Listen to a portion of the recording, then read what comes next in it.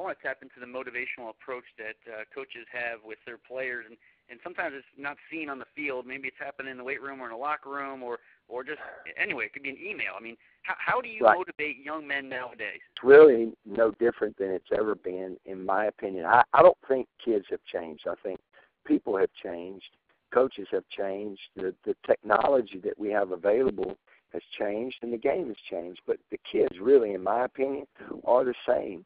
And they wanted to be treated fair and honest. And you don't necessarily have to treat them all the same, and I don't think you can because they're individuals. But I think as long as you treat kids fair and honest and you treat them with respect, I think they'll move mountains for you. So we talked about this today as a staff, and we talk about it all the time. It's our responsibility as strength and conditioning coaches to calculate an attitude that we want our players to have, and we must have that attitude first.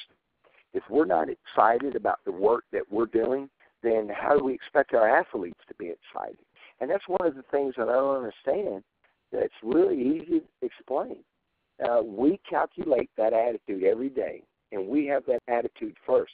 And I'm a big believer in this right here, and that's actions trigger feelings like feelings trigger actions.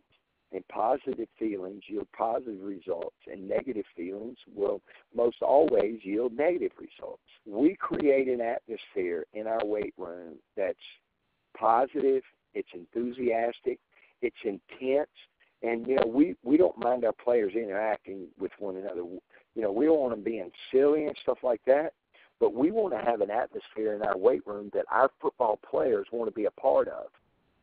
And we have found that they work harder when it's like that.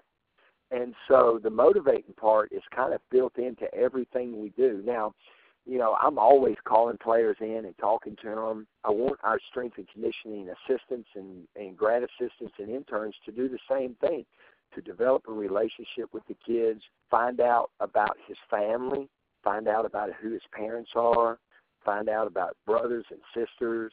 And if it just is an icebreaker, nowadays everybody's got a tattoo. So when we get a new player and I want to start a conversation, I'll ask him about his tattoo, or I'll see him drive his car and I'll ask him, hey, I saw that car you got. How do you like that?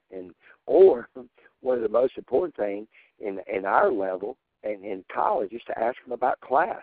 Hey, man, how are you doing in that kinesiology class? How are you doing in biology? How's English going? How's math going?